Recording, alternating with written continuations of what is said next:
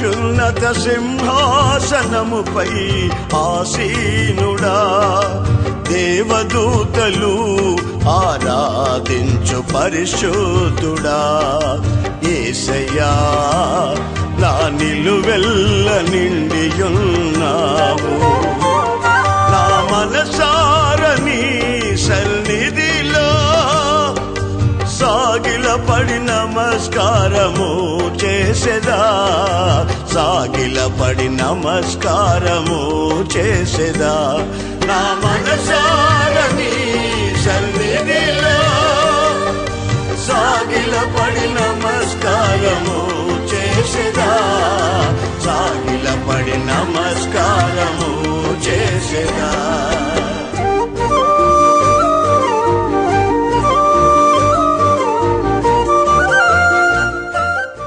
మన ప్రభు అయిన యేసుక్రీస్తు అతి శ్రేష్టమైన నామాన్ని బట్టి కూడి వచ్చిన మీ అందరికీ పేరు పేరున హృదయపూర్వక వందనాలు.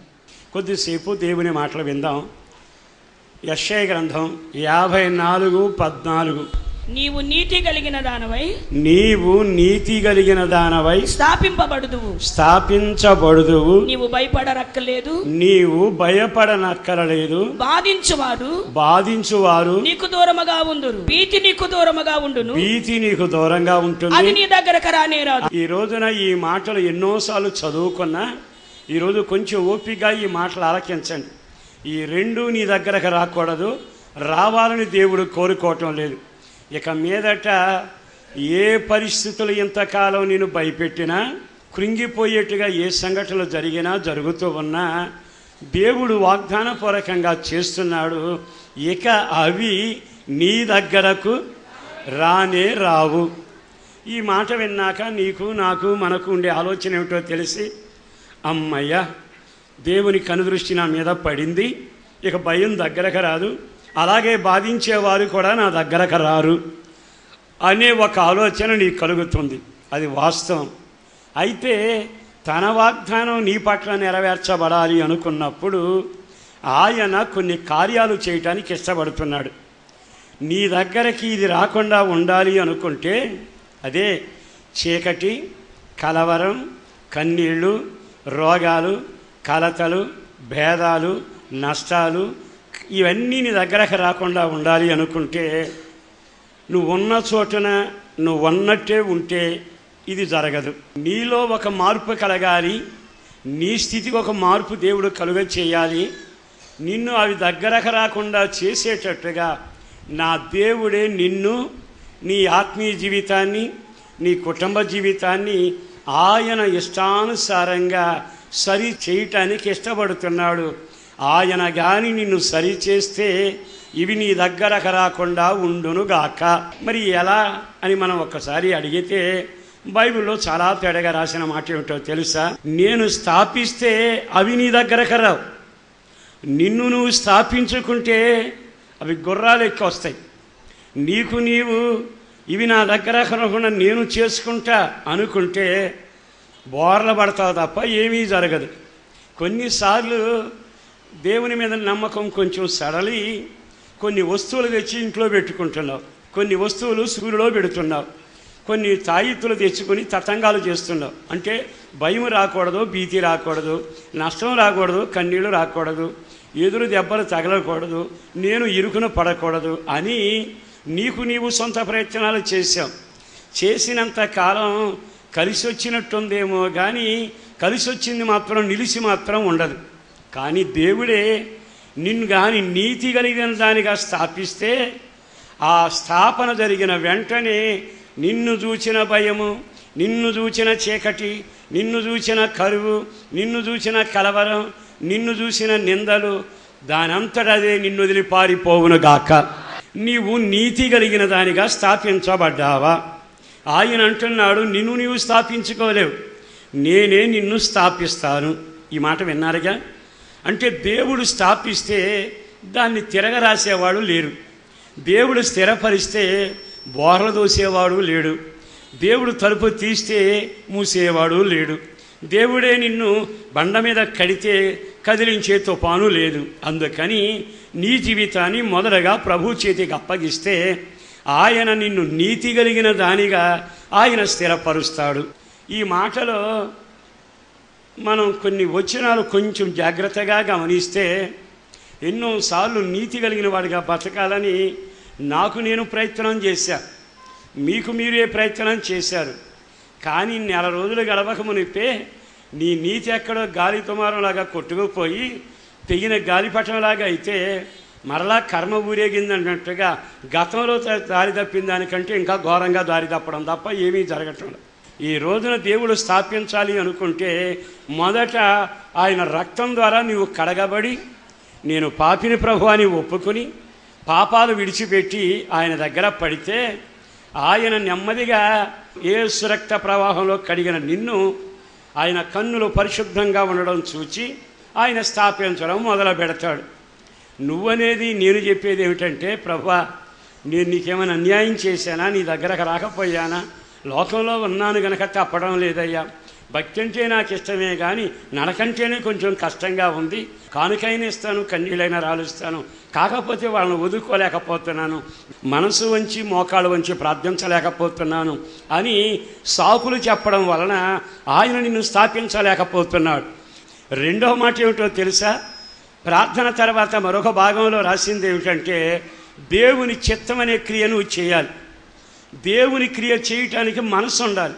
ఇక్కడ కొంచెం ఆగి ఆలోచిద్దాం. దేవుడు చెప్పిన పని చాలాసార్లు ఇష్టంగా చేస్తాం, కొన్నిసార్లు కష్టంగా చేస్తాం. అంటే దేవుడు చెప్పిన పని మనం ఎంతవరకు నమ్మగలుగుతున్నాం?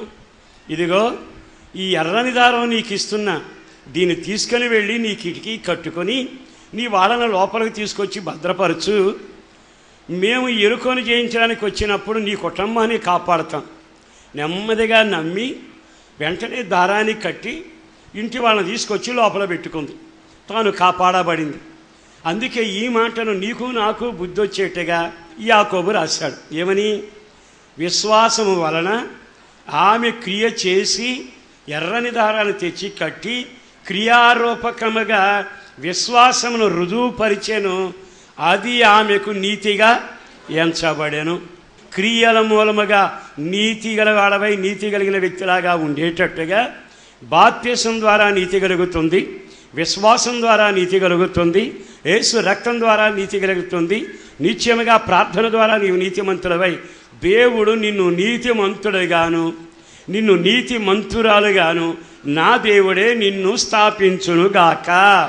స్థాపించిన వెంటనే అప్పటి వరకు పరిగెత్తుకుంటా యోర్దానులాగా ఎరుకోలాగా ఒక పక్కన ఎర్ర సముద్రంలాగా వచ్చిన భయము, భీతి, నిన్ను కలవరబెట్టే శత్రువులు వచ్చారు. ఎప్పుడైతే దేవుడు నిన్ను నీతిమంతుడిగా స్థాపించాడో, ఇతడు నా రక్తం ద్వారా కడగబడి నీతిమంతుడయ్యాడు, క్రియల మూలంగా ఇతడు నీతిమంతుడయ్యాడు, ప్రార్థన ద్వారా నీతిమంతుడయ్యాడు అని, ఇతడు బాప్తిసం పొంది నీతిమంతుడయ్యాడు అని దేవుడు స్థిరపరిస్తే ఇక భయం ఒక పక్కన ఎగిరి చూచి నా పని అయిపోయింది, నేను ఇక వెళ్ళటానికి అవకాశం లేదు. భయం చెప్పే మాట, శత్రువులు చెప్పే మాట. ఒకవేళ దేవుడే నిన్ను స్థాపిస్తే యెషయా గ్రంథం 32 అధ్యాయంలోకి వద్దాం. 17 నువ్వు నీతిమంతుడిగా స్థాపించబడ్డావు. ఇప్పుడు అనాల్సిన మాట, నువ్వు నీతిమంతుడిగా స్థాపించబడితే మొట్టమొదటి నీ కలిగే ఆస్తి ఏమిటి? సమాధానం నీకు ఆస్తి అయి ఉండునుగాక. రెండవ మాట చదవండి. నీతి వలన నిత్యమును నిమ్మళమును నిబ్బరమును కలుగును. నిమ్మళం అనే మాట చెబుతాను మీకు. నిమ్మళం అనేది సహజంగా మన బైబిల్ భాషలో సముద్రంలో కనపడుతుంది. సముద్రంలో పడవేసుకెళ్లే వాళ్ళకల్లా ఎప్పటికప్పుడే తుఫానులు లేవడం, అలలు ఇసురు కొట్టడం, పడవ నిండడం, నీళ్లతో నింపబట్టడం, తోడుకోవడం, వేదన పట్టడం, ఇది సహజంగా జరుగుతుంది. బైబిల్లో చక్కని మాట రాసి పెట్టాడు.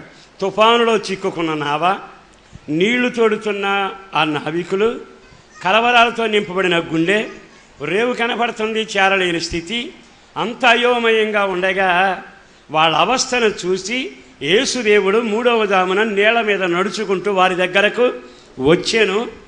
ఆయన పడవలో అడుగు పెట్టగానే సముద్రము నిమ్మళమాయను. అంటే తుఫానుకు సంకేతం, అల్లకల్లోలానికి సంకేతం. నిన్న నిలవనివట్ల, నడవనివట్ల, నిద్రపోనివట్ల, తలుపు తీసు బయటికి రానివట్ల.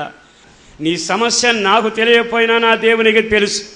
నిన్ను విసిరిగొట్టే తుఫానుడైనా, పడవని అల్లకల్లోలం చేసే సమస్య అయినా, నీ కుటుంబం నెమ్మదిగా లేకుండా అల్లకల్లడిపోయే భయంకరమైన సమస్యలైనా, ఆర్థిక ఇబ్బందులైనా, అనారోగ్య పంచులైనా నా దేవుడు తేటగా నీతో మాట్లాడుతున్నాడు. ఈ రోజు నుంచి దేవుడే స్థాపిస్తున్నాడు. 3వ దీవెన రాశాడు ఏమని? నిబ్బరము. ఇది మనం తెచ్చుకుంటే దొరికేది కదా, అంగళ్ళు అమ్మేది కాదు. నా దేవుని వల్లనే మీకు కలుగునగాక. నిబ్బరం అనేది చాలాసార్లు కొన్ని సమస్యలు జరిగినప్పుడు మనం ఏమంటాం తెలుసా? అయ్యా నిబ్బరంగా ఉండండి, నిబ్బరంగా ఉండండి, నేను మీకు చెప్తాను, మీరు నాకు చెప్తారు. కానీ నిజమైన నిబ్బరం దేవుని మాటలో నుంచి వస్తుంది. దేవుడు పరలోకాన్ని నుంచి ఒక మాటను పంపుతాడు. బాగా వినాలి ఈ మాట. ఆ మాట ఏం చేస్తుందో తెలుసా? యెషయా గ్రంథంలోనేమో కార్యం చేస్తుంది, కీర్తన గ్రంథంలోనే వాక్యం స్వస్థపరుస్తుంది. ఇక్కడ రాసిన మాట ఏమిటో తెలుసా? పరలోకం నుండి తన వాక్కును పంపుతాడు. అది అక్కడికి వెళ్ళి వారి హృదయములను నిబ్బరపరుచునగాక. చదవండి ఒక వాక్యం ఒకటి జ్ఞాపకం చేస్తాను. యెహెజ్కేలు గ్రంథం 34వ అధ్యాయం 24వ వాక్యం చూద్దాం ఒకసారి. యెహోవానైన నేను వారికి దేవుడనై ఉందును, వారికి నేను దేవుడనై ఉందును. నా సేవకుడైన దావీదు వారి మధ్య అధిపతిగా ఉండును. నేనేమో వారికి దేవుడనై ఉంటా. నా సేవకుడు ఉన్నాడే దావీదు, అతనే మీకు అధిపతిగా ఉంటాడు. మాటిస్తున్నాను, నేను మాట మార్చను. అయితే ఏమవుతుంది?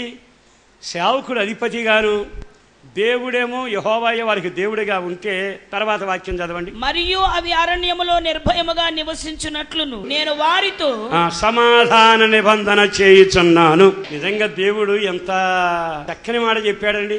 నీ ఉన్నదే అరణ్యం, నీ ఇల్లే అరణ్యం, నీ వ్యాపారమే అరణ్యం, నీ పిల్లల మధ్యలో నీ బతికే అరణ్యం, నీ ఇంటి పక్కనున్న వాళ్ళతో నీకు అరణ్య బాధ ఉంది, నీ జీవితమే అరణ్యం.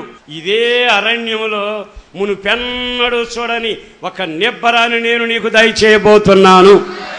తర్వాత వాక్యం చదవండి. అడవిలో నిర్భయముగా పండుకొనుచు. అంటే ఇప్పుడు దాకా నీకు నిద్ర లేదుగా, అంటే ఆ పరిస్థితిలో నువ్వు నిద్రపోలేని పరిస్థితిలో ఉన్నావు. దేవుడు అంటున్నాడు, నేను పడుకుని హాయిగా నిద్రపోయి లేచేటట్టుగా ఆ అరణ్యం లాంటి పరిస్థితుల్లో నేను నిన్ను స్థాపించాను గనక నిబ్బరం నిమ్మడం నీ కలుగునగాక. రెండవ మార్గం చెబుతాను. ద్వితీయోపదేశకాండం 28వ అధ్యాయంలో ఒక వాక్యంలో చదువుదాం. 28:9. నీకు నీ దేవుడైన యెహోవా ఆజ్ఞను అనుసరించి ఆయన మార్గములలో నడుచుకొనిన ఎడల యెహోవా నీకు ప్రమాణము చేయున్నట్లు ఆయన తనకు ప్రతిష్ఠ జనముగా నిన్ను స్థాపించును. ఆయన నిన్ను ప్రతిష్ఠ జనముగా స్థాపించునుగాక. బాగా ఆలకించండి. దేవుడు నిన్ను ప్రతిష్టకరమైన జీవితంలో స్థాపిస్తాడు. ఎప్పుడు? అయ్యా నేను బాప్తిసం పొందాను, అర్జెంటుగా నన్ను స్థాపించే ప్రభువా, నేను మానకుండా వారం వారం గుడికి వస్తున్నానయ్యా, నన్ను స్థాపించయ్యా అంటే కుదరదు. అక్కడ ఒక షరతు పెట్టాడు. ఏమని? ఆయన మాటలు విని ఆయన ఆజ్ఞలను అనుసరించి నడుచుకొనిన ఎడల, అంటే నీకు నడకున్న ఎడల, ఆజ్ఞ అంటే అభిమానం ఉన్న ఎడల, ఆజ్ఞకు లోబడే మనసు ఉండాలి, నడిచే నడకుండాలి. అందరూ ఈ మాట వినండి. ఈ రోజున నేను దేవుడిని నమ్మే అనే తేలికైన మాటకు అర్థమైపోయింది మనకు. కానీ దేవుడు నిన్ను స్థాపించి ప్రతిష్ఠ జనం అని చెప్పాలి అంటే 2 కార్యాలు నీ జీవితంలో చూడాలి. ఒక కార్యం ఆయన ఆజ్ఞనగానే లోబడిపోయే మనసు ఉండాలి. రెండవదిగా అనుసరించే నడకుండాలి. ఈ 2 లేకుండా అయ్యా నన్ను ప్రతిష్ఠ జనంగా చేయవా అని నువ్వు ఎన్ని అరుపులు అరిసినా పొరపాటున నీ జీవితంలో ఏ మేలు జరగదు. అందుకే దావీదు ప్రార్థన చేసినప్పుడల్లా ఏమంటాడు తెలుసా? అయ్యా నా హృదయం నిన్ను వదిలిపోద్దేమో, నీకు విరోధమైన బుద్ధి నా హృదయంలో పుడుతుందేమో, నా హృదయాన్ని అంతరంగాన్ని పరిశుద్ధపరచవా, నన్ను తిన్నగా నడిపించవా, నా యందు నీకు ఆయాసకరమైన మార్గం లేకుండా కాపాడయ్యా అని చెప్పి నెమ్మదిగా తన జీవితాన్ని ప్రభువుకి అప్పగిస్తాడు. మళ్ళా మీ అందరికీ దండం పెట్టి నేను చెప్పగలిగిన మాట, చాలాసార్లు కొంతమందికి నడకుంటే కొంతమందికి లోబడే మనసు ఉండదు, కొంతమందికి లోబడే మనసు ఉంటుంది, నడక ఉండదు. అంటే అవయవాలన్నీ బాగుండి కాళ్ళు లేని కుంటివాడిలాగా జీవితం సాగుతుంది.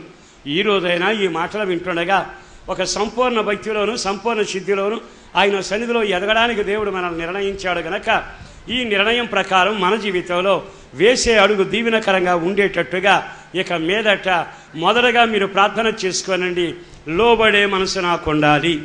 నా యేసుని బట్టి బ్రతిమలాడుతున్న దేవుడు నీ జీవితంలో ఆశీర్వాదకరమైన అనుభవాలు నడిపించేటట్టుగా లోబడుట అంటే మారు మనసుకు లోబడుట, బాప్తీసానికి లోబడుట, వాక్యానికి లోబడుట, దేవుని గద్దింపుకు లోబడుట, ఆత్మకు లోబడుట, సేవకునికి లోబడుట, పరిచర్యకు లోబడుట, దైవ చిత్తానికి లోబడుట, దేవుడు వెళ్ళమన్న మార్గానికి లోబడి పరిగెత్తుట.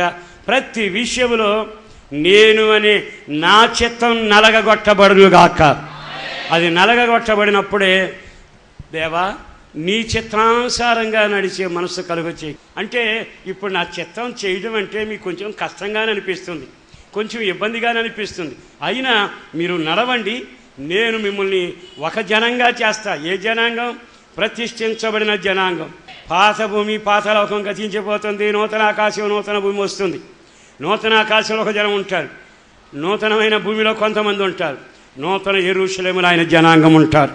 మరి ఈరోజు ఈ మాట విన్న తర్వాత అయినా ప్రతిష్ఠించబడిన జనాంగంగా బ్రతకాలని ఆశ నీకు కలగడం లేదా? బాగా ఆలకించి ఈ మాటలు వినండి. ఒకవేళ దేవుడే నిన్ను ప్రతిష్ఠిస్తే ఏం జరుగుతుంది? ఒక్కొక్కటి చెబుతాను, రాసుకోండి, మనసులో పెట్టుకోనండి, తప్పకుండా ప్రార్థించండి. అదే 28వ అధ్యాయంలో 7వ వాక్యం చదవండి. నీ మీద పడు నీ శత్రువులను, నీ మీద పడు నీ శత్రువులను యెహోవా నీ ఎదుట హతమగునట్లు చేయును. వారొక త్రోవను నీ మీదకి వాక్యం బాగా వినండి. బయలుదేరి ఇందులో చాలా దీవెనలు ఉన్నాయి. ఒక్క దీవెన చెబుతున్నా. ఏమిటది? వారొక త్రోవను నీ మీదకి త్రోవను వచ్చి 7 త్రోవల నీ ఎదుట నుండి 7 పారిపోవుదురు. త్రోవలు నువ్వు చూస్తుండగా వెళ్ళిపోతారు. అందరి మాట జాగ్రత్తగా వినాలి. నీ మీద పట్టడానికి జనం వచ్చారు. అది వ్యక్తులే కానీ, శక్తులే కానీ, చీకటి శక్తులే కానీ, ఓ రకంగా నష్టమే కానీ, తుఫానే కానీ, వేదలే కానీ నీ మీద పడడానికి ఒక గుంపు వచ్చారు. ఇక్కడ రాసిన మాట ఏమిటో తెలుసా? వచ్చేటప్పుడు ఒక దారిలో వస్తారు.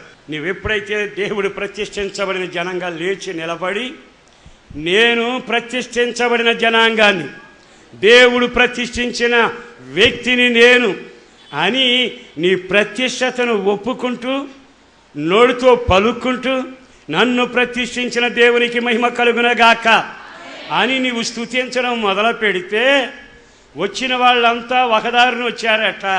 పోయేటప్పుడు ఎన్ని దారులు? 7 దారుల వాళ్ళు పారిపోవుదరగాక. నిశ్చయముగా నువ్వు చూస్తూ ఉండు. నీకు విరోధంగా లేచిన వారు, నిన్ను గురించి మాట్లాడిన వారు, నీ మీద దుమ్మెత్తి పోసిన వాళ్ళు, నిన్ను నాశనం చేయాలనుకున్న సాతాను మోక కలవరం పెట్టి, చీకడ పెట్టి ఏమేమి చేసినా ఒకదారిలో వెళ్ళటానికి దేవుడు ఒప్పుకోలే. వచ్చేటప్పుడు ఒకదారిలో వచ్చారు కానీ దేవుడే ప్రతిష్ఠ జనాంగాన్ని లేపి నిలబడితే ఆ శత్రువును చెదరగొట్టినప్పుడు 7 దారుల్లో చెల్లా చెదురవుతారు. అప్పుడు మన వాళ్ళు అనే మాట ఏమని తెలుసా? వీళ్ళు చేసిన కార్యాలు మామూలు కాదు, నిజంగా వాళ్ళు పుట్టకొకళ్ళు చెట్టుకోళ్ళు చెల్లా చెదిరైపోయారే అనే మాట బైబిల్లోది. అంటే వాళ్ళు వచ్చేటప్పుడు ఒకదారిలో వస్తారు. దేవుని బిడ్డలు, ప్రతిష్ఠించబడిన బిడ్డలు సముద్రంలో ఉన్న, అడవిలో ఉన్న, ఇంట్లో ఉన్న, 7 అంతస్తుల్లో ఉన్న, భయంకరమైన ఊబిలో ఉన్న నా దేవుని ప్రజలను ఆయన ప్రతిష్ఠించాడు గనక వారికి విరోధంగా లేచి వచ్చిన వారిని దేవుడు వీళ్ళు ప్రతిష్ఠ జనం అని నోటితో అని అనకమునిపే 7 దారులు చెల్లా చెదిరై వెళ్ళిపోతారు. చదవండి యెషయా గ్రంథం 30వ అధ్యాయం 26వ వాక్యం చదవండి.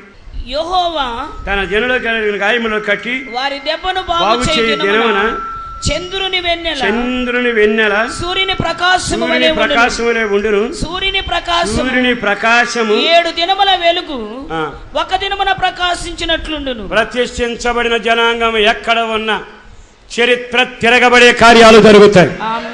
మొదటి కార్యం, వచ్చిన వారు వచ్చారు. దేవుడు ప్రతిష్ఠించబడిన జనాంగం ముందు చెయ్యి చాపితే 7 దారిలో వెళ్ళిపోయారు. దేవునికి స్తోత్రం. ఇప్పుడు మరొక మాట రాస్తున్నాడు. నేను నా ప్రజలను ప్రతిష్ఠించా, నేను నా ప్రజలను నిలబెట్టా. అప్పుడు ఎలా ఉంటుందో తెలుసా? ఇటు చూడండి. సూర్యుడు ఒక్కరోజున ప్రకాశిస్తున్న చూస్తున్నారుగా. ఒక్కరోజు ప్రకాశానికి ఆ వేడికే తట్టుకోలేక ఈ మధ్య జనం ఆకులు రాలినట్టు రాలిపోయి వడదెబ్బగా జనం తెచ్చారు అని.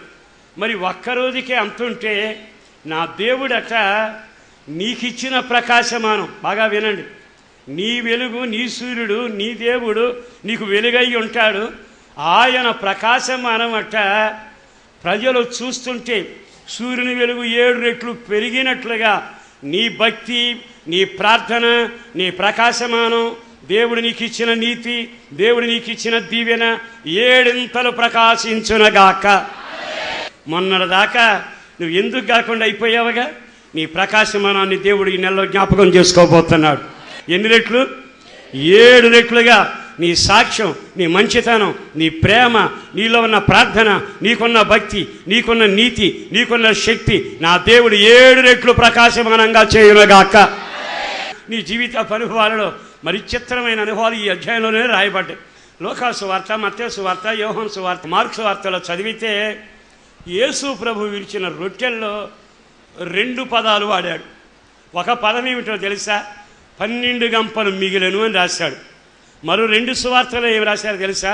7 గంపలు మిగిలెను అని రాశాడు. ఎన్ని గంపలు? 7 గంపలు. దేవుడు విరిచినది, దేవుడు పంచినది, దేవుడు నీకు ఇచ్చినది, దేవుడు నీకు ఆహారంగా పెట్టినది, దేవుని చేతిలో నుంచి నీకొచ్చినది 7 గంపలుగా అభివృద్ధి చెందునగాక.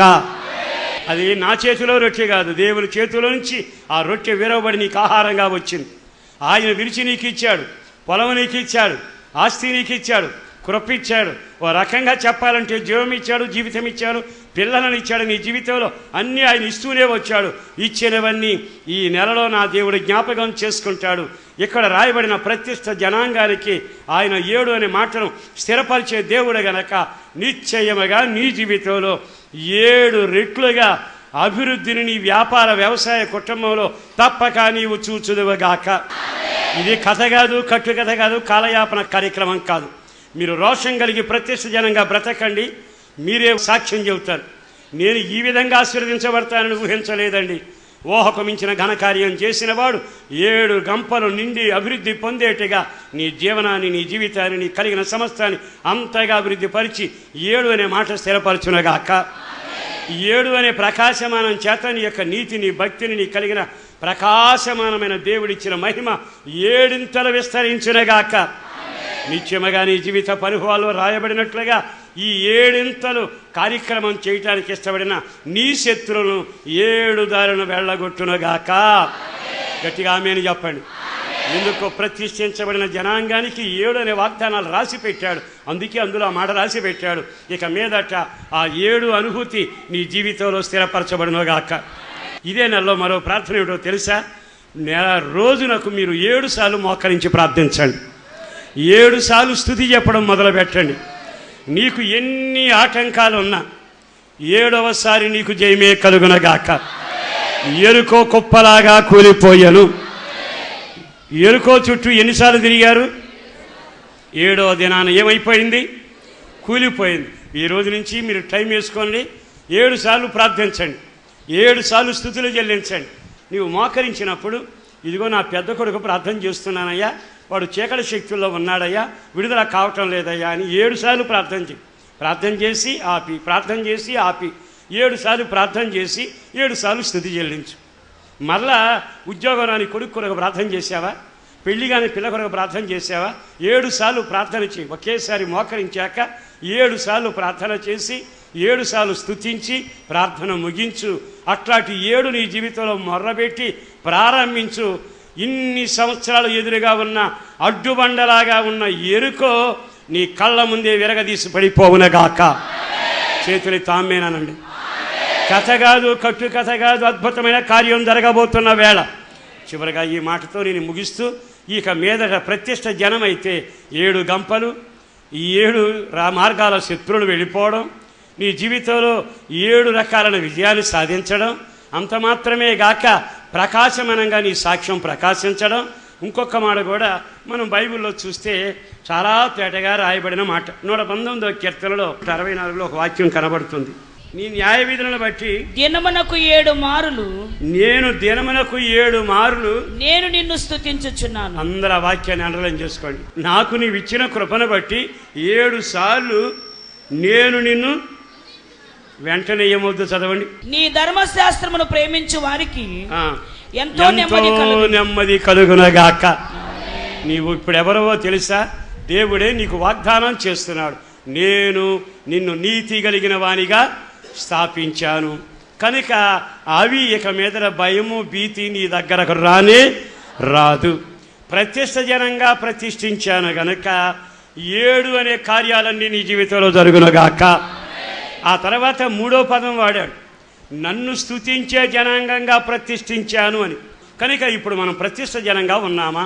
దేవుడు మనల్ని స్థాపించేటట్టుగా నీతి కలిగిన జీవితంగా స్థాపించబడ్డామా? ప్రతిష్ఠ జనంగా స్థాపించబడ్డామా?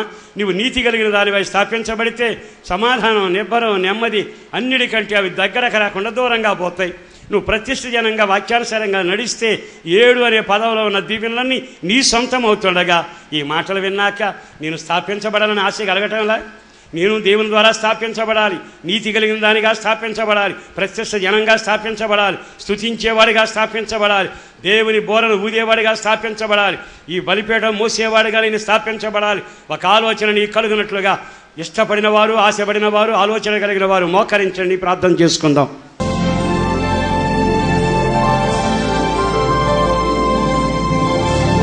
మహిమానితుడైన తండ్రి, వందనాలయ. పలుసార్లు ఈ వాక్యాన్ని విన్నాం, మరొకసారి వినిపించడానికి ఇష్టపడ్డాం. చేతులెత్తి నిన్ను స్తుతిస్తున్నాం. విన్నవారు ఎకనైనా ఒక ప్రత్యక్ష జనాంగంగా, నీతి కలిగిన జనాంగంగా, రక్షించబడిన జనాంగంగా, నీ కొరకు పరిగెత్తే జనాంగంగా బలమైన కార్యం జరిగించండి.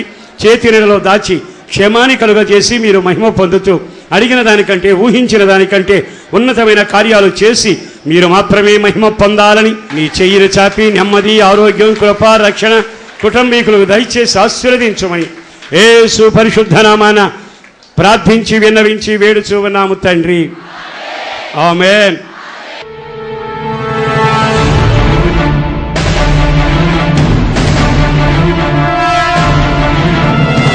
ఆయనే నీ బాధల విమోచకుడు, ఆయనే నీ రక్షకుడు.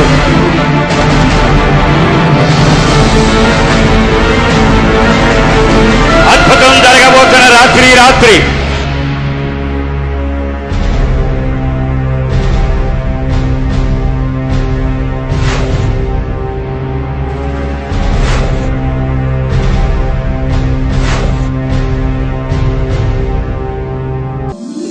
ఆరాధనా సమయములు. మొదటి ఆరాధన ప్రతి ఆదివారం ఉదయం 8 గంటల నుండి 10 గంటల వరకు హౌసన్నా మందిర్, రామాయమ్మపేట జంక్షన్ రోడ్, నూజివీడ్ నందు జరుగును. రెండవ ఆరాధన ఉదయం 10 గంటల నుండి 1 గంట వరకు హౌసన్నా మందిర్, హనుమాన్ జంక్షన్ నందు జరుగును. మీ ప్రార్థనా వసతుల కొరకు మమ్ములను సంప్రదించవలసిన మా చిరునామా: పాస్టర్ దేవదాస్ గారు, హౌసన్నా మందిర్, నూజివీడ్ రోడ్డు, హనుమాన్ జంక్షన్, కృష్ణా జిల్లా, ఆంధ్రప్రదేశ్.